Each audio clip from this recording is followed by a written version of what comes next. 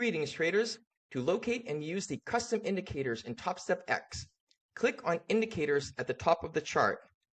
Search for TopstepX. Click on the indicator name that you wish to add to your chart, and click on the star to add it to your favorites, which will bring it to the top of the list.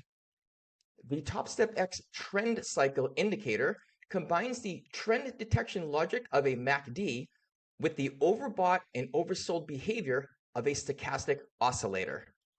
To customize the indicator, mouse over the indicator name and click on the settings icon.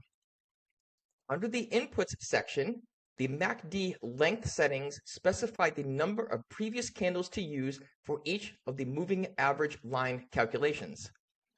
The cycle length specifies the number of previous candles to use for the stochastic calculation. The smoothing factor adjusts the responsiveness of the directional oscillation.